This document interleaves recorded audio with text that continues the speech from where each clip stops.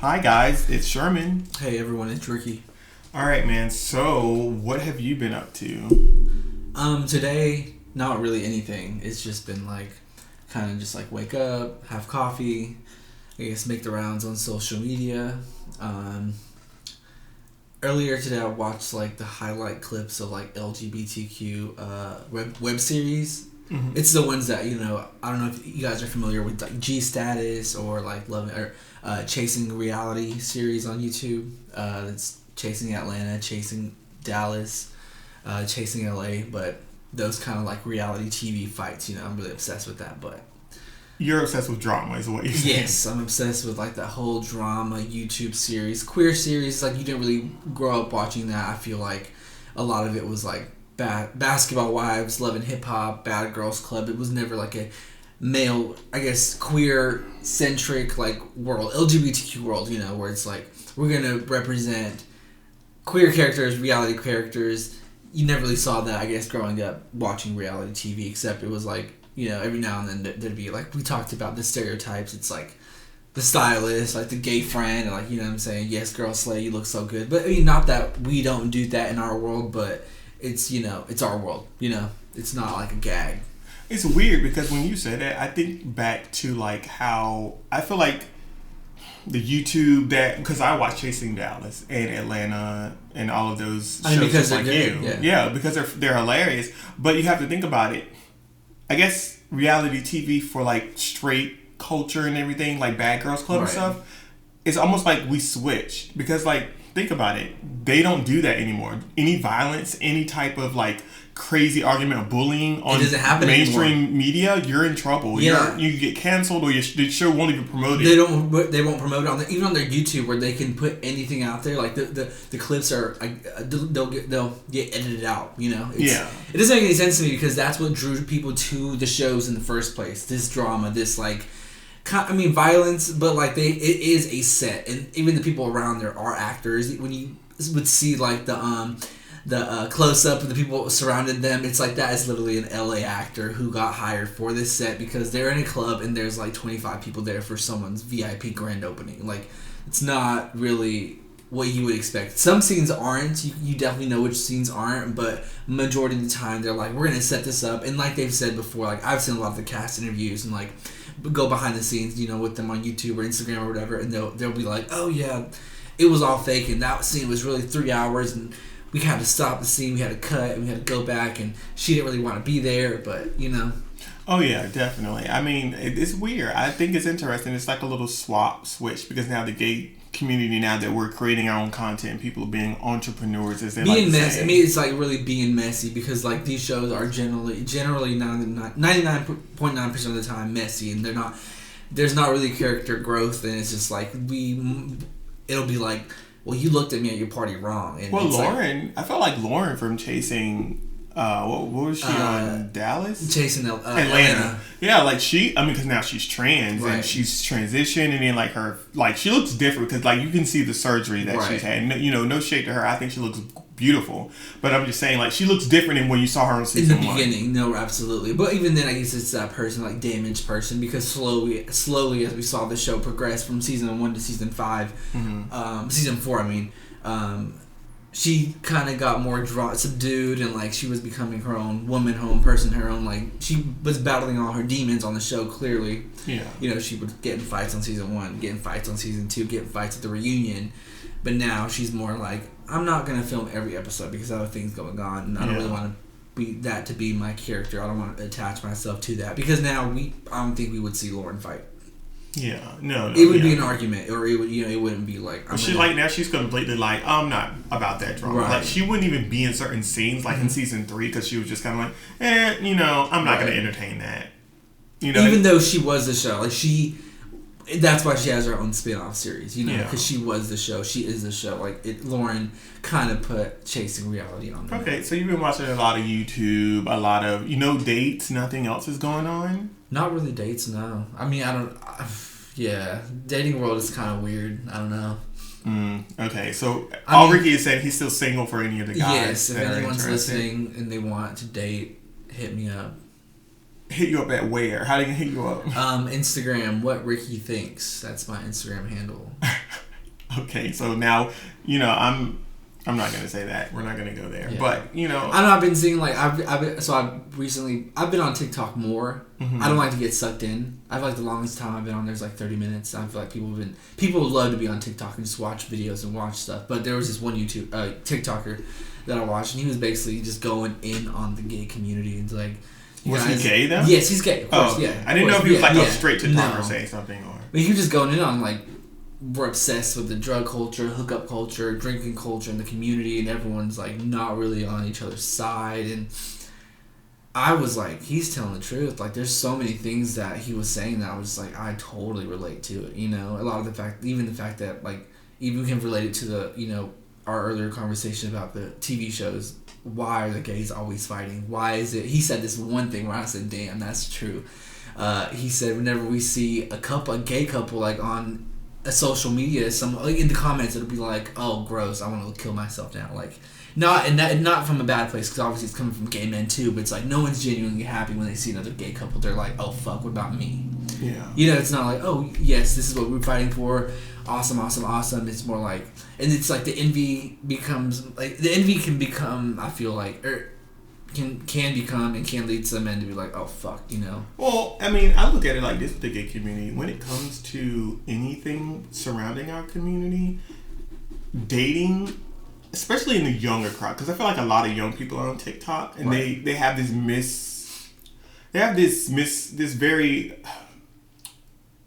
very like toxic view of what a relationship is. Right. You like you said, we saw Ethan. In his relationship, they were together for so many years, and it was like a thing that you watch. Right. But like now, it's just kind of like, oh, relationships are toxic. You don't want to be in one. You want to be single, have fun, be a whore, do all of that stuff. And it's like, I mean, listen, I know someone, not saying any names, I know someone that's 32 years old, and he is living his own life, doing his own thing, but like, I don't slut shame or say it's wrong being do you be you whatever, but like he's just very into just like, oh, I'm gonna be with this person, I'm gonna be with this person, and he goes back to his own home that he owns and does his own thing. But like, I get it, some people don't want like monogamy, some people don't want to settle down, but the gay community's particular view of settling down in a monogamous relationship, like you don't have to be monogamous, you can be polyamorous.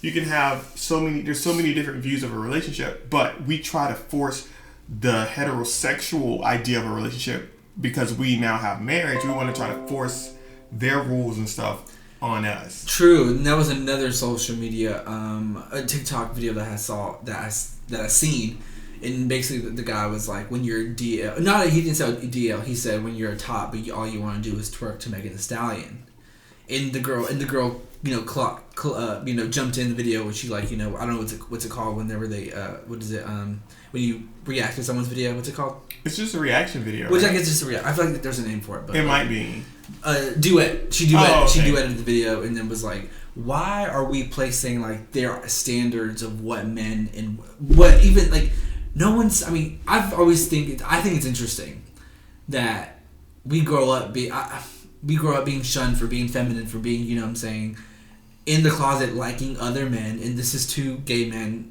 talking about what it's like to be gay. That's my perspective, and to kind of like come out and then come into the world, and you're expected to once again follow those strict rules and norms. And you, like the guy was saying in the video, he said when you're top and all you want to do is rap or shake your ass to Megan Thee Stallion. Who said you couldn't? Like where in who we're attracted to means that if you're a top, you cannot sing a song, rap a song, twerk her ass. Doesn't mean that you know what I'm saying? If you don't like being sexually penetrated, you don't like it. Do you understand what I'm saying? Like that idea of femininity, meaning you like to get fucked, I don't believe it's true. And I'm sorry if No. But it's like, it's kind of it's toxic masculinity. It's just like we like men, and that's really the world will not. I mean, true acceptance. You know what I'm saying? It has to be an acceptance within ourselves. Like our world is created by us. We set these rules. We set these boundaries. I mean, I don't think that. So we were at Halloween at chemistry. This is where I'm like where that video kind of like I related to it. And we were at chemistry on Halloween, and this guy, you know what I'm saying, he's like a little bit more masculine. I am a little bit more masculine also, but it's like he said, well, he didn't say anything. He just started rapping Megan Thee Stallion, and I was like, that's awesome. You know what I'm saying? Like, you know, it doesn't fucking matter.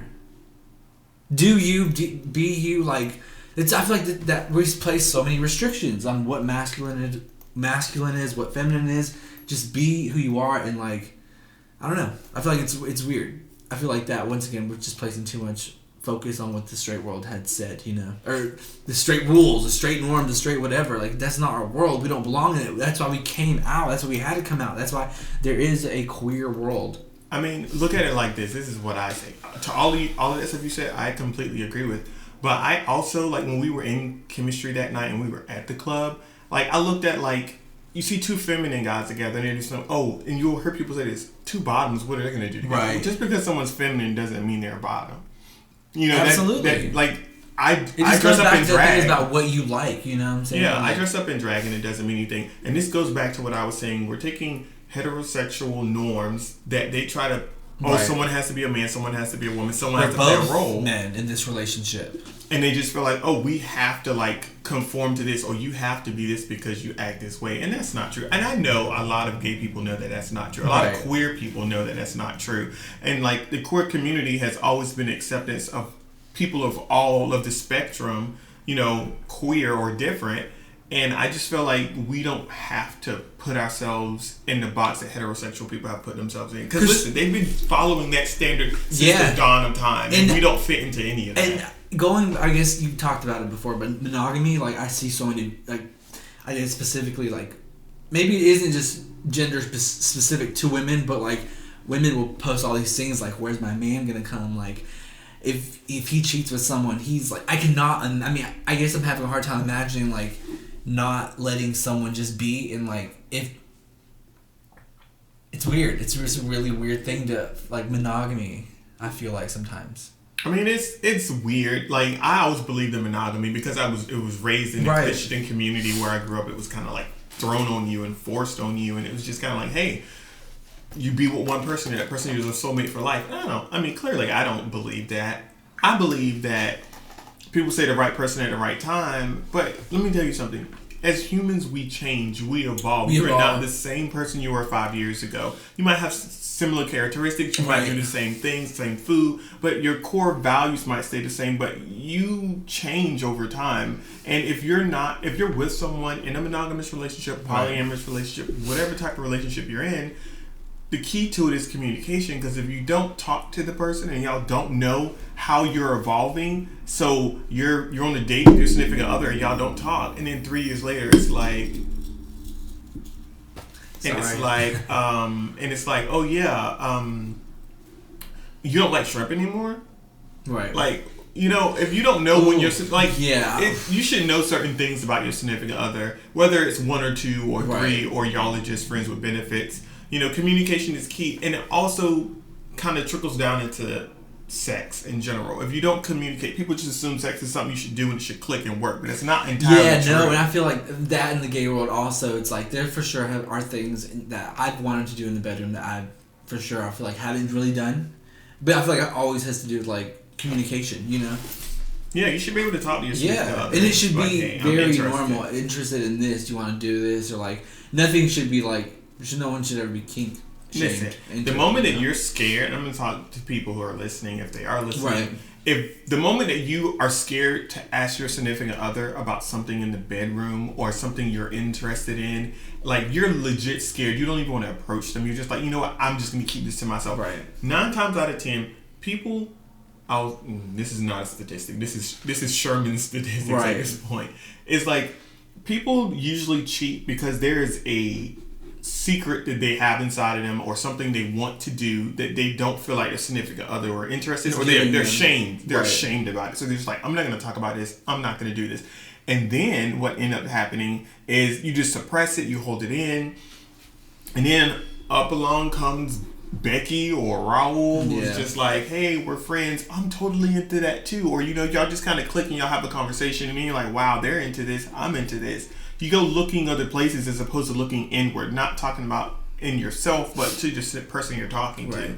If you want to 69, which is very basic in the gay community. Yeah. But, you know, if you want to do that, like, I feel so bad for the heterosexual community where women are like, I want to do butt play right. with my man, or I want to do something, and the guys are just like, I don't want to do that. That's gay. No, it's not. A woman literally wants to eat your, like, you know what I'm saying, your cookie and you don't want it. Like, it's a woman doing that to you. Yeah, like it's literally a woman doing that to you. Like, you don't even know our world. First of all, some people don't even like being rimmed. So, you know, I mean, people are people.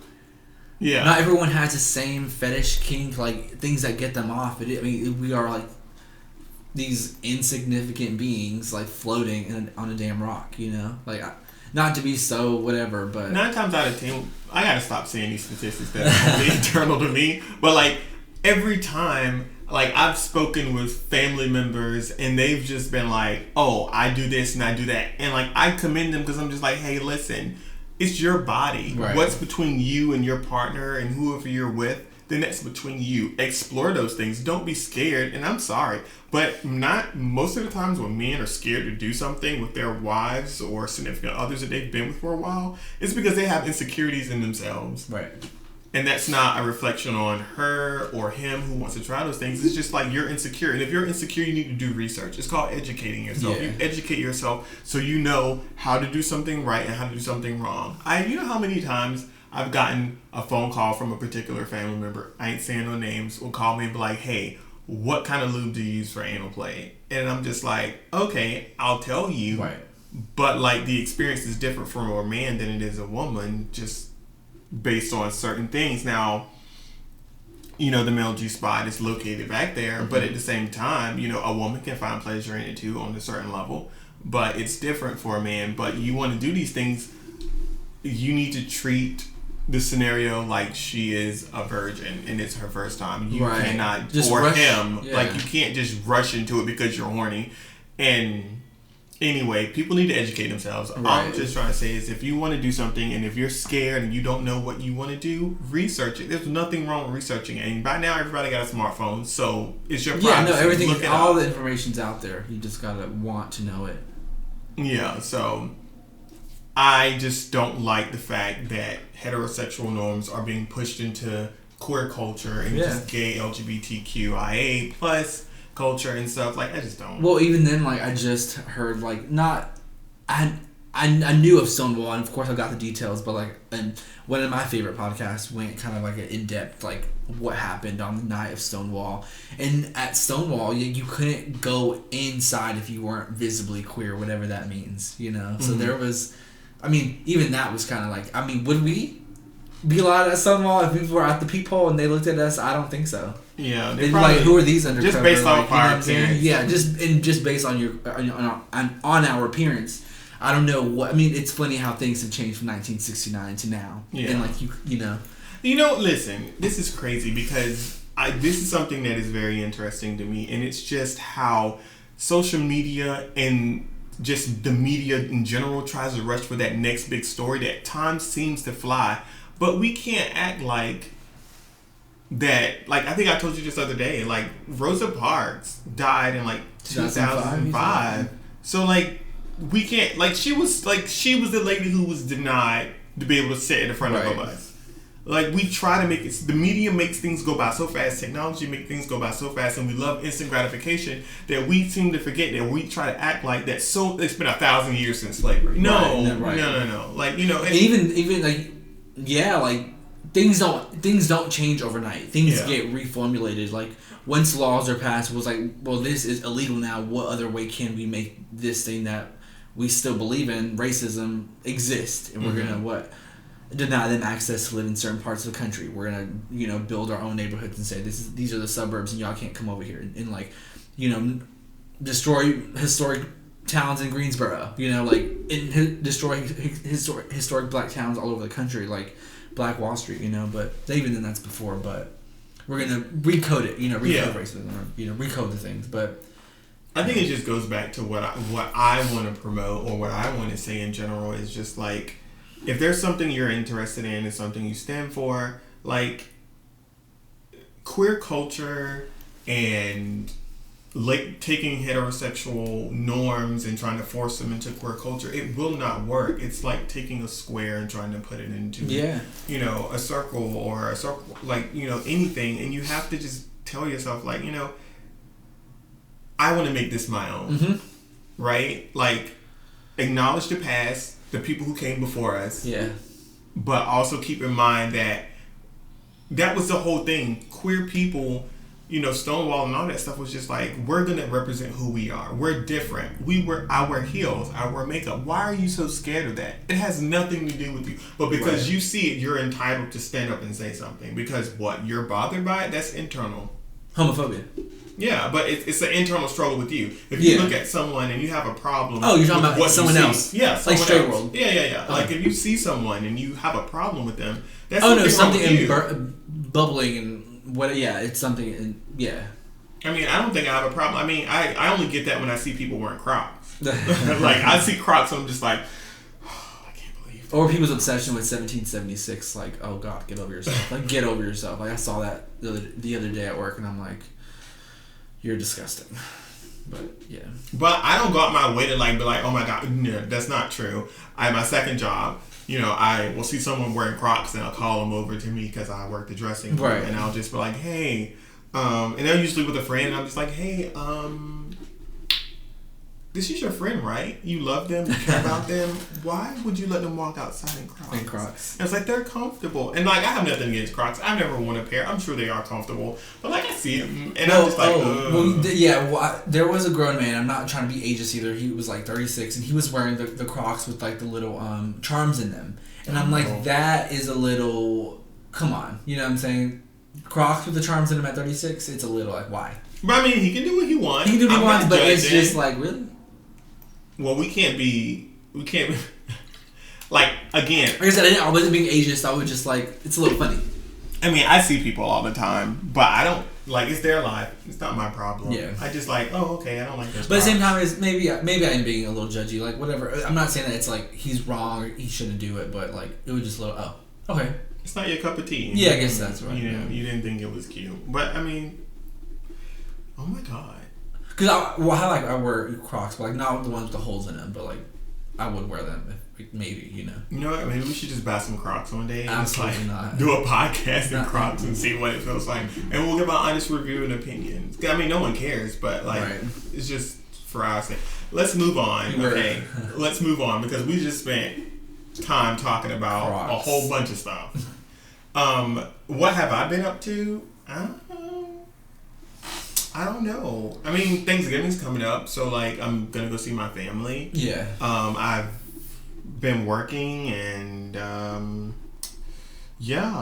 don't really do much. I work and play video games. That's it. I need to buy me a gaming system.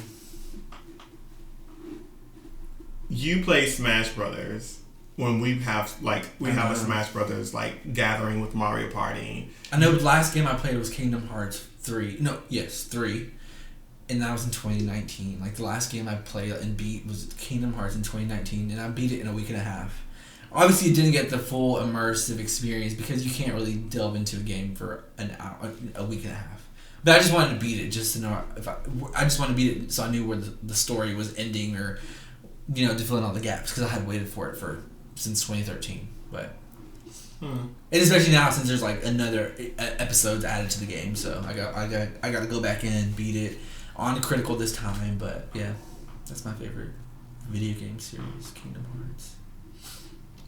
Well, I don't know. Oh, but also, like, I would say, like Kingdom Hearts, like, we just kind of, like, I would say Kingdom Hearts is, I would say, like, kind of like Sora and that story of Kingdom Hearts is, like, my queer, like, icon. I would say, I feel like a lot of queer people love Kingdom Hearts. Okay, so we're gonna move on to like just queer icons in general, that kind. And you said in video games, so but is Sora queer? What is Sora? Well, Sora's not queer, but I mean, I feel like Sora was just like this iconic like.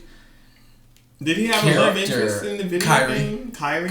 Like, okay. I'm not saying that he is queer. Mm-hmm. It's not what I'm saying. But I feel like. But you related to him. I mean, yes, and even then, I feel like the world was so colorful, and you'd go to Disney, and once again, not saying that Disney's queer specific or whatever, but.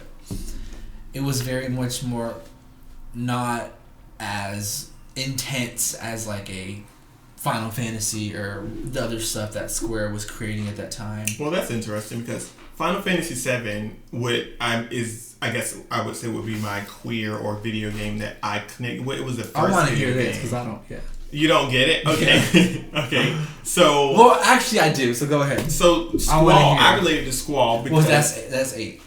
Well, did I say 7 or 8? Oh no, not 7. Okay. I do not care about 7. I'm sorry. I like 8. 7. I meant 8. 8 was because Squall was very introverted at the beginning of the game. Very it was very flazé-da, very few words, didn't want to talk to nobody, didn't really care about people. He just wanted to get the mission over and move on with his life. And he was scarred from just being a child growing up in this area where it was just like constantly trained soldier from childbirth or whatever. So I just felt like I was scarred in my life, and he was just quiet into himself, and that was right around the time that I got outed by the pastor scenario. So I kind of went introverted and stopped talking and kind of stayed to myself and was trying to figure myself out. And I felt like when I played the game, I saw that with him. He was trying to figure himself out, and then Renoa came up and just kind of pulled him out. Yeah, pulled him out of all of it. And I didn't have anybody to pull me out of it, but through the video game, I kind of was like, you know what? Right. I think I can. I think I'm Squall, and I haven't found my Renoa, but I want to find him at some point. Right. But at that time, I hadn't even came to terms with the fact that I was attracted to me, and I was very asexual and not even thinking about any of that stuff. Well, I just love the idea of video games that you can just then that you can just even then and now, but since I haven't done it in a while, played video games, you can just find yourself in that world and you would belong there, and then there was no everybody was welcome there, That's why I love video games so much, especially those games where it's you create all these paths and all these choices, and you customize Fyra with your strength and here and everything, and you can just become this ultimate character, Yeah, that actually is pretty symbolic to the queer lifestyle. You do have to build yourself up, find attributes and characteristics. I mean, I guess you could say that about any human being, but especially in the queer community where you're raised in a heterosexual world where it's just kind of okay, you don't fit in here. You feel different from birth. You just I feel different. So how do I do this? And then in the video games, they're just I'm different. It might not be about sexuality, but they're different in this storyline. And then you, like you said, you build, you level up, you become what you want to become. And you equip the spells, equip the summons, the GFs from Final Fantasy VIII. For sure, Final Fantasy VIII is. I hold it dear to my heart too. Yeah, I do. Based on what? Based on the fact that I bought that game at least 3 times growing up. Because it would get lost, get broken, get scratched. You know what I'm saying? Even now, I have a brand new copy at home. Yeah, I saw it. Yeah. I have it digitally only though, and I replayed it, and I got to the point where I got to Ultimisia, I was at her castle, right, to go in and fight her, and I was I'm not gonna beat this game because I don't want to. I made the mistake one time, and it was one of my best saves, back in I don't remember 2011. Obviously, just replaying it, but I had never gone to Ultimisia's castle. You know what I'm saying? But I was let me just continue the game, and I think it was Pandora's Box, a big huge square that's floating around Earth or whatever. Mm-hmm. And I would go inside, and once you go inside, there's no way out. Once you go inside, you're going onto the 4th disc. Yeah. So I had I still didn't have all the summons, so I'm going in halfway equipped.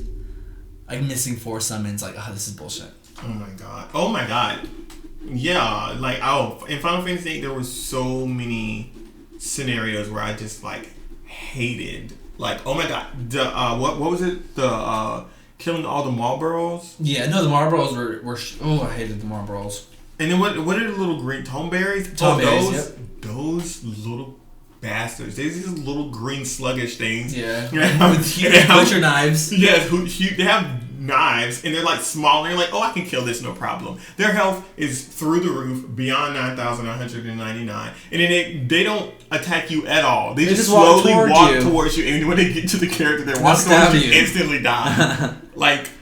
Who came up with this character and why? I was so pissed. But for sure, I feel Tomberries and Marlboros are iconic Final Fantasy characters that no one likes, and then Cactuars, even Cactuars. Oh my god, yeah, they would hit you with those 9,999 and dead. Yeah, it was crazy, and he had to fight the big one on that island. Yep, he had a crown on his head. Yeah, he did, and you had to kill him, and he was this big one, and he would just throw all these needles and kill somebody instantly, and you're just I can't. I hated fighting those things. But the funny thing about Final Fantasy and what me and my brothers and us did was like we were obsessed with like maximizing. So what my brothers would do is like it was 4 boys. I love and one console. Grinding is the funnest thing to do. And that's what we would do. We would when the game first start, and then they let you free to go to the get effort where you're supposed to fight him. My brothers and I would take turns running on the beach, learning all of the skills, getting enough points to get for each character, learn what they need. And it's harder on Final Fantasy 8 because you have to draw and draw and draw. Oh and my draw god! Every time you had to draw until you got 100 and maxed out, and we would spend hours on that beach just grinding and drawing and getting everything we needed.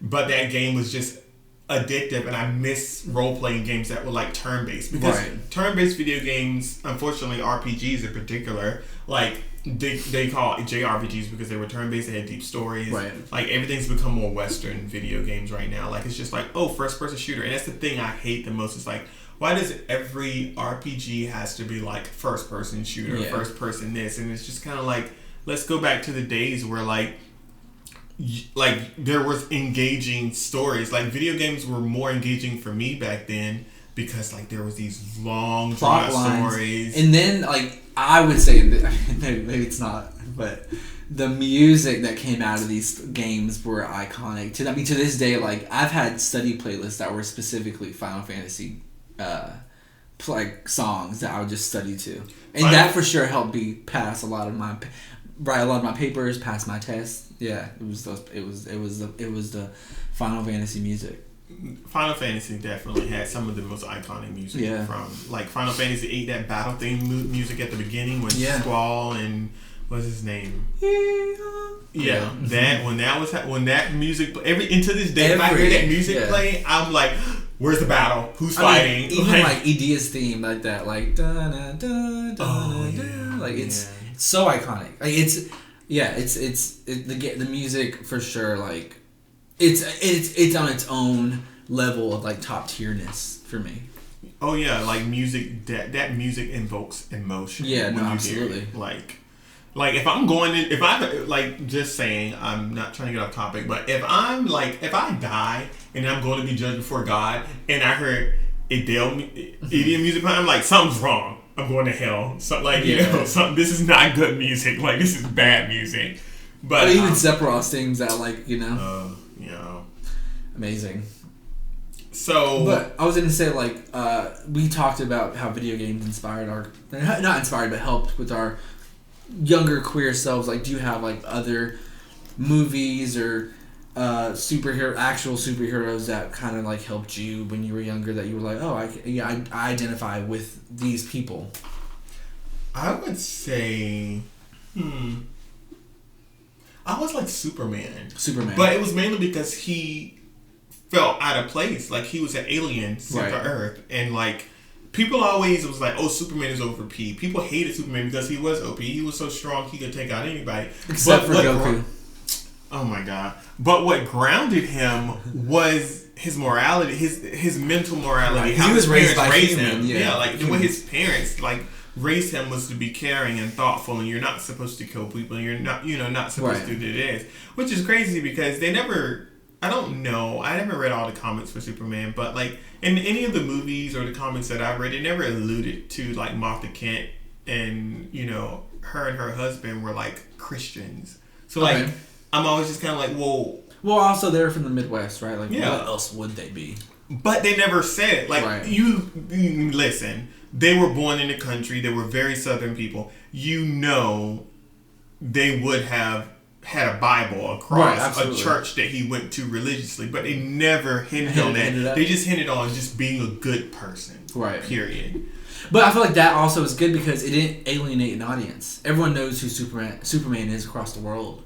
It was that Superman is this Christian man. So that's why even then Superman's symbol is so known worldwide. Yeah, but everyone knows that's diamond with S in it is Superman. But that would have been crazy because like I think they couldn't put Superman in a scenario where he was raised by a Christian family because he literally defies everything that Christianity talks about. Like he's an alien from a different planet. Mm-hmm. How can you raise him to be a Christian when the Bible says that God created the heavens and the earth? And like everything is to be fruitful and humans to multiply, and he's just like, well, I'm not human. Like, how can this book apply to me when I'm not nothing? I'm none of these things.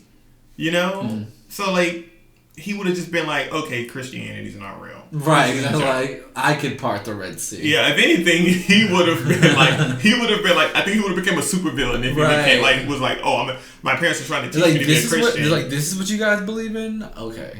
Yeah, he would have been like, oh yeah, you humans are beneath me. Right. Let's just go like, kill everybody. Right. But no, yeah, that's like Superman was my superhero, like mainly because, like I said, he was an alien from a different planet. He felt out of place. Right. You know, he had to always hide himself, quote unquote, the queer culture. Mm-hmm. Like you, to a certain extent, you do always hide yourself. I know it's different nowadays. Kids come out the womb announcing they're gay. Right. But when I was growing up, that was not the case. Going back to the idea of you saying like how things haven't evolved so as quickly as we like to think they are, you know. Yeah. But it's good that you had that, you know. So who is your superhero? So I mean, I feel like I feel like Peter Parker a little bit, especially the 1994. I think Fox. I don't know. 1994 Spider-Man. That to me is like one of the most iconic series. They had everyone. They had Captain America. They had the vampire guy. What's his name? Morbius. We had Blade. They had Morbius too. They had everyone. Mysterio. Dr. Octopus, Green Goblin. Is it Catwoman? No. No. Black Cat. Black Cat. They had every character like that. Really, just like that's how I know like Spider-Man. You know, in that series. But also just Peter Parker just being like super handsome. Like, come on. I mean, Peter was gay. I mean, in that one, he's very handsome. He dabbled in the LGBT community. I'm sorry, but all of the. I don't know. Just looking at him and the way he like acted in the comics and the way he like, oh, I secretly like Mary Jane, and like he was just like this big nerd who was kind of like pushed to the side. And usually, I mean, I'm not quoting any statistics or anything. I'm just saying from my upbringing and what I've experienced. Usually, the queer community and the nerd community usually intersect at some point because I mean, think about it. Just about, not everybody, but just about most LGBT people I know have intersected into the nerd / geek / anime / all of that community. And it's mainly because you were shunned by everything heterosexual or like this idea of what it was to be a man. Well, it's weird. About even I feel like the way I grew up was that because I have 8 older siblings, so there was really no escape from anything that was straight. So everything was straight. But like whenever I found my things, I loved those things. Yeah. So even then, like the things that this more like I guess quote unquote masculine anime show that I watched that I still love to this day. I love it because I love it. Is Dragon Ball Z. Like every character that was ever on there, Gohan, Krillin, Goku, Vegeta, you know, everyone has like a story and like something I feel like that I related to or that I wanted to be like, you know. Everyone had like Trunks had purple hair. Like that's fucking awesome, you know? Oh my god, Trunks was my favorite character. Not mine, but he was my favorite character when he first came on the scene. When he first came back in the past. I think future. Future. Yeah, like when he get like the Trunks that came from the future. The younger Trunks, you know, I don't know. I didn't like how they always kind of came back to Goku and Vegeta, which is why I felt like Gohan fell to the wayside because they were setting him up in the Cell Saga to be the strongest, next, like to be the next powerful to Goku and Vegeta, and then like he goes off to go to school and says I don't want to do this anymore. And turns into the Great Saiyaman. And then he comes into the shitty Great Saiyaman. I'm sorry, he was not a good. I mean, to humankind, he was a great superhero, but to the Dragon Ball Z universe, he was weak. I mean, weak, easily weak, but. Yeah, so but no, I'm just saying, like I agree with what you're saying about Dragon Ball Z. It had a very good, like well-rounded cast. And Goku was a nice man. Like, he was a nice guy. He liked everyone. He was like a little slow, but like that's what we liked about him. You know what I'm saying? He didn't really know what was going on. Super, I guess I would say country. You know, like he didn't take anything serious but fighting. Anything serious except for fighting. But even then, it wasn't like it didn't come from a bad place. Yeah. He's like, I want to be stronger, and if you're gonna mess up with my Earth, I'm gonna kick your ass. Yeah. But yeah, every other character in Dragon Ball Z sucked other than... I mean, I'm not talking about current Dragon Ball Super. I'm talking about like Dragon Ball Z and Dragon Ball, like Goku. And even then, like the animation styles that these Japanese creators like made for the characters, like with the crazy white mohawks on Kai, or like the earrings that would, you know, you can fuse with someone, or you know, it was just, people had green skin and blue skin, and you know, it was so cool. You know, it's just like it was once again that world of fantasy where you could essentially be anyone. Oh my god! And how about like back in the day when they used to make like Goku took like 20 episodes to go Super Saiyan. Yeah. Like Krillin died, and then from that moment on, he's just standing there, just like fighting Frieza, you know. And like, but anyway, yeah, Dragon Ball Z it was a great series that I enjoyed. Me and my brothers watched it every Saturday when it came on Toonami. Yeah. And that little robot man went through so many transformations. It was cool. The robot guy was cool though. He was. I forgot his name. I don't know his name. Was it Tom? I don't know. I can't remember. We'll look it up later. It doesn't even matter. But yeah, I mean, anime, Dragon Ball Z, Sora from Kingdom Hearts, Squall. Yeah, all of those things. Like, I guess it's just turned into like a video game / like movies, anime, anything related. I guess this is just another side of us. It's just kind of like, hey, those things help build us who we are. But we don't get lost in it. And we're not just Drag Race, yes, mama, and Slay God. No, we actually haven't even talked about Drag Race. We haven't talked about Drag Race. We watch it. We will. We watch it every Friday, and it's another aspect of who we are and our personality. But I feel like these things are for sure. Like, this was before we knew that there was a world that, you know, there's people, you know, who will show every side of their queerness. That, you know, yeah.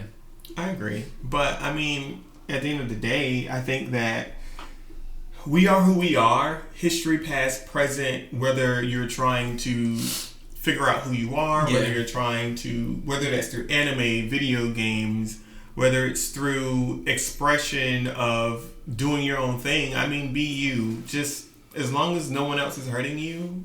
Or you're not hurting anyone. Or you're hurting anyone else. Yeah, like, just, anyone else. Just express yourself and be who you are. No one really... And I think that's my philosophy on life, you know. But thank you guys for coming into another podcast. Yeah, absolutely. It was fun to have this conversation. So later, and happy Thanksgiving. See y'all later.